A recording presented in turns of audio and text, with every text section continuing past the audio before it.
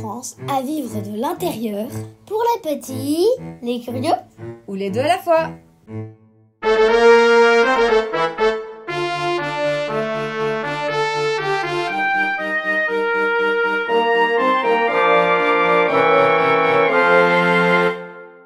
Hey, psst, tu sais quoi?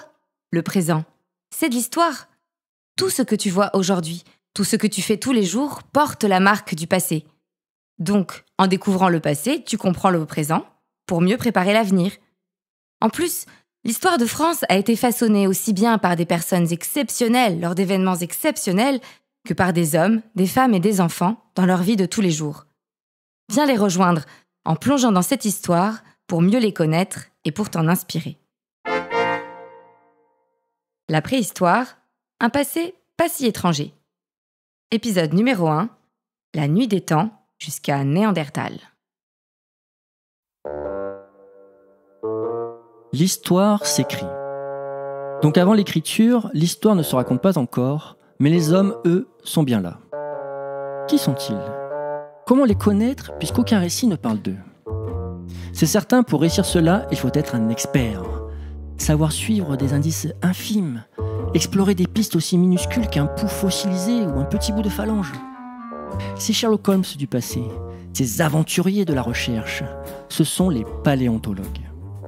Avec leurs fouilles, ils ouvrent de petites fenêtres sur cette préhistoire, cette période d'avant l'histoire. Et en y jetant un œil, on peut apercevoir au loin nos très lointains ancêtres, ceux qui ne s'appelaient ni ne se pensaient français, mais habitaient néanmoins ces mêmes terres et qui les ont marqués. 1 million d'années, c'est 1000 fois 1000 ans. 1000 ans, c'était en 1024.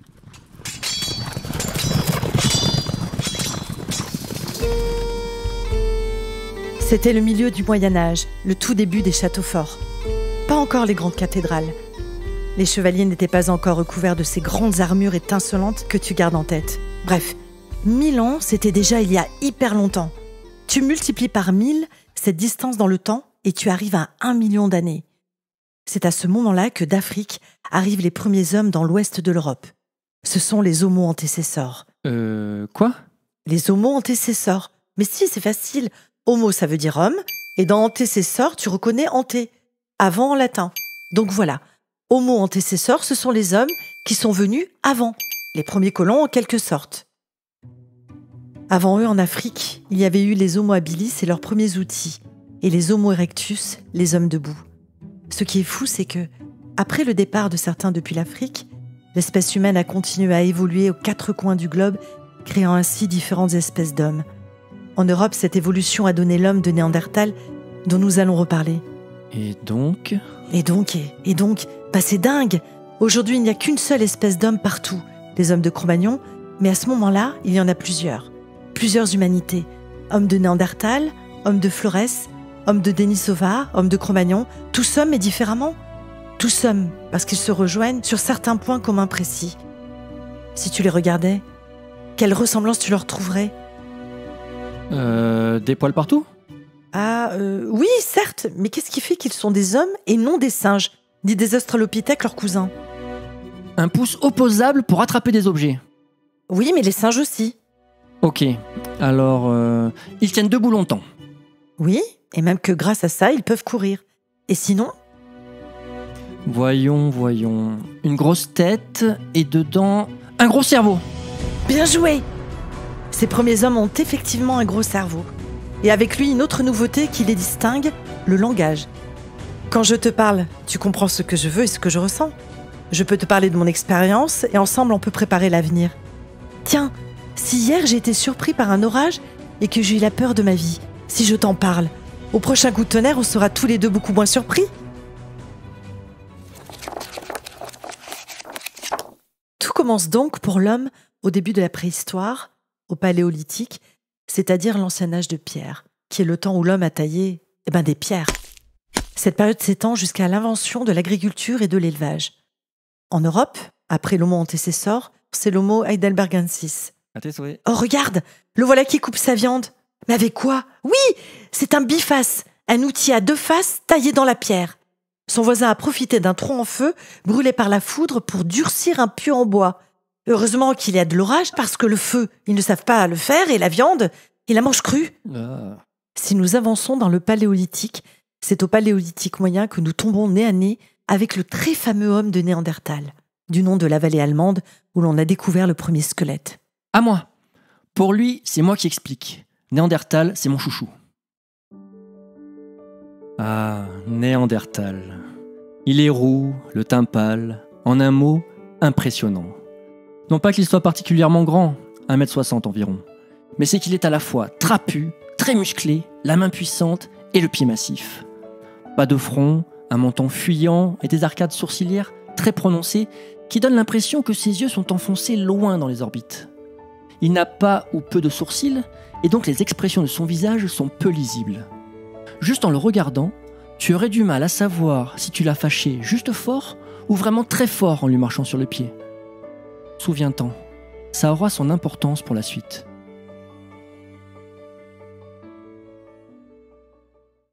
Ferme les yeux.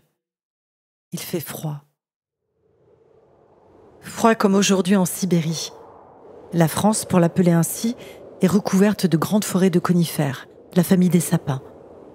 Parfois même juste de la steppe, de grandes étendues d'herbes sans arbres, de la neige, des glaciers. Il y a des rhinocéros laineux dans les alentours de Paris et des mammouths aux environs de Montpellier. Pour combattre ce froid, Néandertal a besoin de viande. Il en mange autant qu'aujourd'hui un loup. Pour compléter son repas, le voici qui déniche des noisettes, des châtaignes ou encore des champignons. Et quand il parvient à en attraper, des oiseaux et des poissons complètent son festin. Les herbivores, cependant, ont sa préférence, surtout les bisons, les chevaux, les rennes ou les cerfs. Des chasses aux mammouths et aux rhinocéros sont parfois organisées, mais les risques sont grands et beaucoup d'énergie dépensée. Autant attendre parfois de tomber sur une carcasse pour en dépecer la chair et récupérer les os. Ne t'y trompe pas, c'est un chasseur habile et rusé, notre Néandertal. À l'affût et en groupe, avec des lances, des couteaux, des massues. Il multiplie les stratégies pour attraper ses proies. Et une fois tué, avec ses outils de plus en plus sophistiqués, il épaisse l'animal et récupère sa fourrure, sa peau, ses os et bien sûr sa viande. La viande, justement, il ne la mange plus crue. C'est la grande innovation du Paléolithique, la maîtrise du feu. C'est même pas important, c'est carrément fondamental. Une fois cuite, la viande se mâche mieux, a meilleur goût et contient moins de microbes. Et ce n'est pas tout.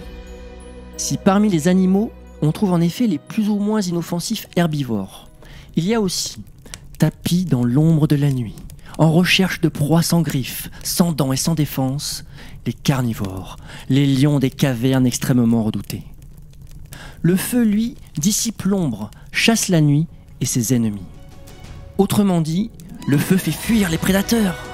Quel atout pour la sécurité!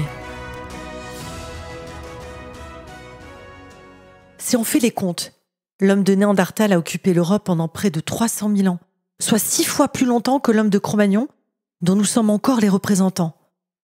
Pendant ces 300 000 ans, le climat a changé. Entre les périodes glaciaires, il y a eu des périodes interglaciaires. À ce moment-là, c'est plus facile pour toi d'imaginer le climat, car c'est presque le même que le nôtre.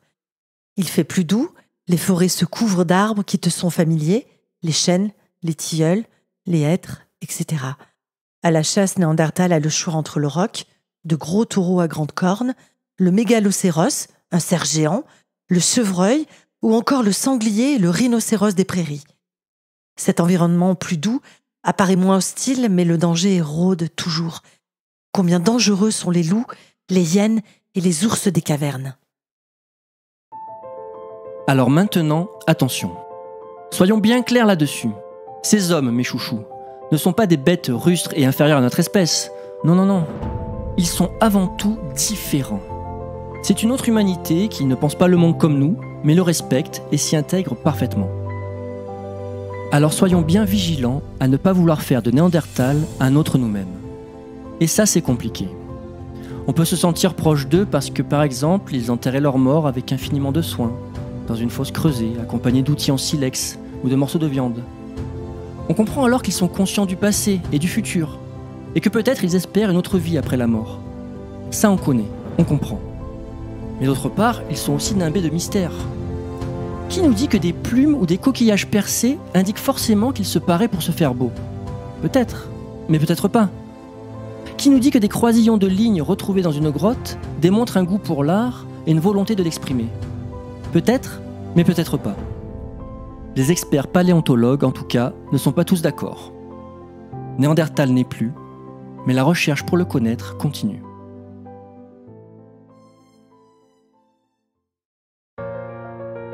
Peu après, arrive en Europe, Homo sapiens.